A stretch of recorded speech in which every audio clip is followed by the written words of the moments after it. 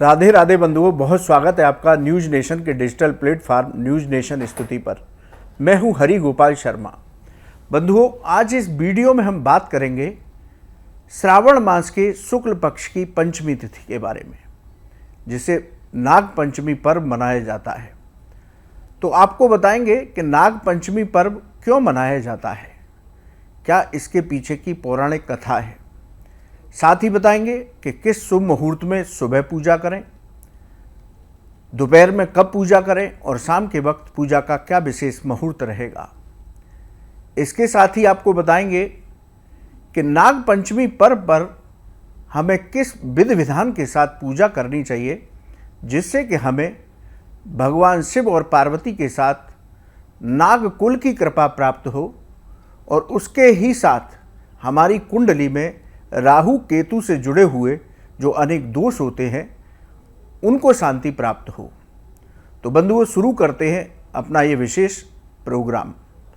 बंधुओं, इस साल 9 अगस्त को सुबह 12:36 से नाग पंचमी शुरू होगी, यानी कि श्रावण मास के शुक्ल पक्ष की पंचमी तिथि शुरू होगी और ये तिथि 10 अगस्त को शाम 3:34 पर समाप्त होगी। इसलिए 9 अगस्त को नाग पंचमी का पर्व मनाना शुभ होगा।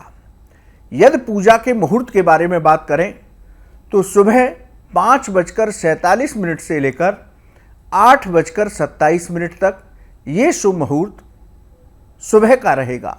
यूँ तो आप इस पर्व को पूरे दिन मना सकते हैं, लेकिन हमारे शास्त्रों में कुछ पूजा के विशेष मुहूर्त दिए जाते हैं।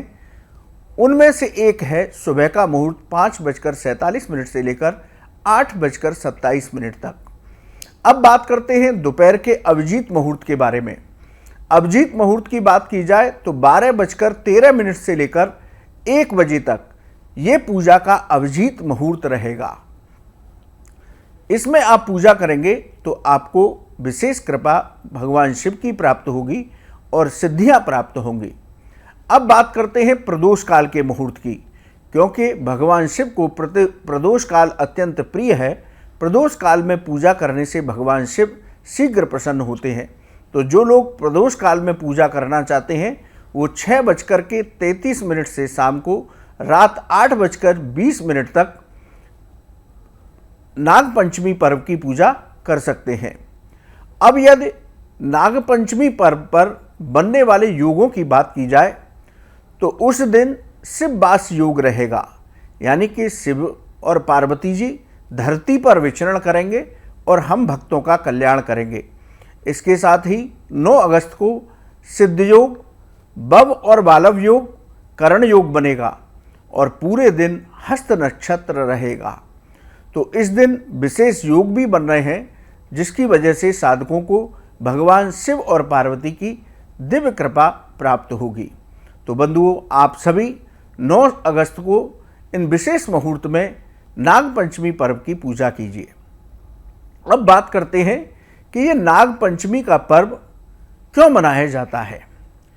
बंधुओं, इसके लिए एक कथा शास्त्रों में बताई गई कि परीक्षित जी को मृत्यु जो हुई उनकी नाग के डसने से हुई थी। तक्षक नाग ने उनको डसा था, जिसकी वजह से उनकी मृत्यु हुई। पांडवों के कुल में जन्मेजय प्रकट हुए। जन्मेजय का जन्म हुआ। जब उनको अपने पिता की मृत्यु के बारे में पता लगा कि नागवंश की वजह से उनके पिता की मृत्यु हुई है, तो जन्मेजय ने एक यज्ञ शुरू किया, जिसमें उन्होंने नाग कुल को समाप्त करने की प्रतिज्ञा कर ली। इस तरह से उनके हवन में नाग आह करके गिर रहे थे और जल रहे थे। एक तरह से नागवंश को खत्म करने की प्रतिज्ञा जन्मेजय ने ले ली थी। लेकिन वहाँ पर नागवंश के जो राजा थे, उन्होंने आस्तिक ऋषि से विनती की कि आप हमारे नाग कुल को बचाइए। तब आस्तिक ऋषि जन्मेजय के पास पहुँचे और उनको उनकी परीक्षित जी की मृत्यु के कारण की पूरी कथा बताई। तब जन्मेजय शांत हुए और उन्होंने इस यज्ञ को बीच में ही रोका, जिसकी वजह से नागवंश की रक्षा हुई। उस यज्ञ के कुंड की अग्नि में जो नाग जल गए थे, उनको शांति प्रदान करने के लिए, उनकी जलन शांत करने के लिए उन सभी को दूध से अभिषेक कराया गया, उनको ऊपर दूध डाला गया। जिस दिन ये यज्ञ खत्म हुआ उस दिन श्रावण मास के शुक्ल पक्ष की पंचमी तिथि थी। उसी दिन से ये नाग पंचमी का पर्व मनाना शुरू हुआ। नागों को इसीलिए इस दिन दूध से अभिषेक कराया जाता है। तो ये इसकी पौराणिक कथा है। इस कथा के मुताबिक नाग पंचमी का पर्व शुरू हुआ। बंधुओं, इस दिन हमें विशेष रूप से किस तरह पूजा करनी चाहिए?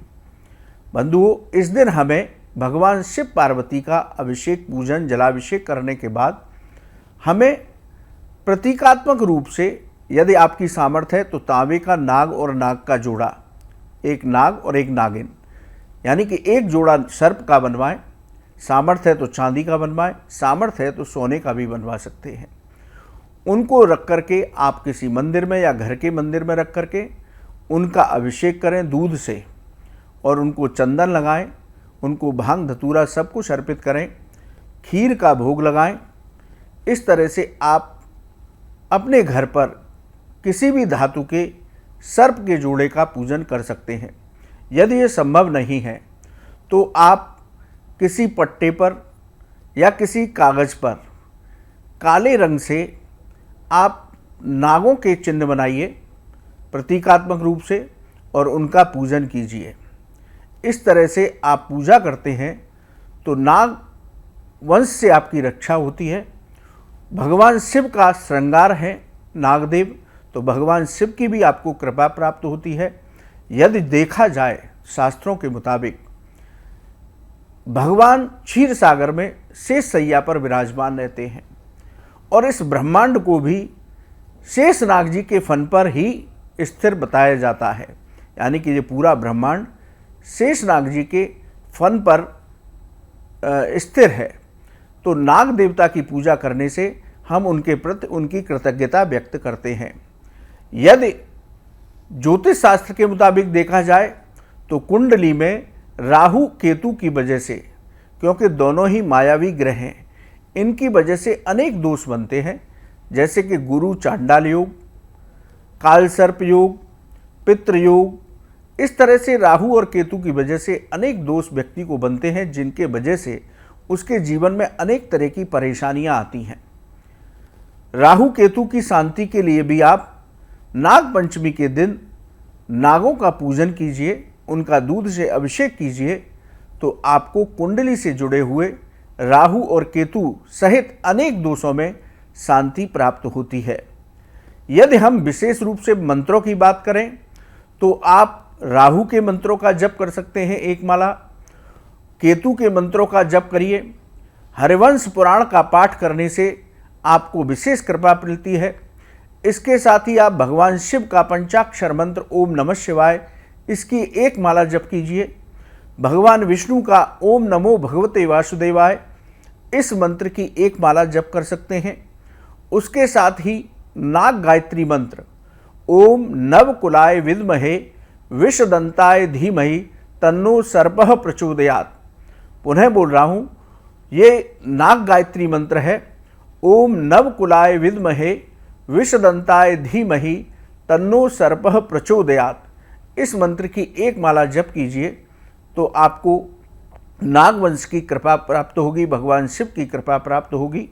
इसके साथ ही आप महामृत्युंजय मंत्र की भी माला नाग पंचमी के दिन कीजिए तो आपको आरोग्यता की प्राप्ति होगी। तो बंधुओं, हमें नाग पंचमी के दिन 9 अगस्त के दिन पूरे विधि विधान के साथ नाग देव की पूजा करनी चाहिए। शास्त्रों के मुताबिक यदि नाग देव की कृपा होती है तो व्यक्ति के जीवन में किसी वस्तु का अभाव नहीं रहता, उसको स्थिर लक्ष्मी की प्राप्ति होती है, चल अचल संपत्ति की प्राप्ति होती है, नाग देव की कृपा से वंश वृद्धि होती है। इसीलिए हमारे ऋषि मुनियों ने श्रावण मास के शुक्ल पक्ष की पंचमी तिथि को नागों की पूजा के लिए समर्पित किया। इसी तरह ये नाग देवता हमारे किसानों के भी मित्र हैं। देखा जाए तो जो फसलों के बीच में चूहे हो जाते हैं, जो फसल को नष्ट करते हैं, उनको उस जगह से, उस खेत से हटाने का काम हमारे नाग देव ही करते हैं। इसलिए हमें उनके प्रति हमेशा कृतज्ञता व्यक्त करनी चाहिए और नाग पंचमी के दिन उनका पूजन करके अपने जीवन को धन्य करना चाहिए, कुंडली के ग्रह दोषों को शांत करना चाहिए। तो बंधुओं, ये वीडियो आपको कैसा लगा आप हमारे कमेंट बॉक्स में लिखें। यदि ज्योतिष और धर्म से जुड़ा हुआ आपका कोई सवाल है तो आप हमारे व्हाट्सएप नंबर और कमेंट बॉक्स में लिखेंगे तो हम उसका जवाब अवश्य देंगे। बंधुओं, आप न्यूज नेशन के डिजिटल प्लेटफॉर्म न्यूज नेशन स्तुति पर जुड़े, आपका बहुत बहुत धन्यवाद।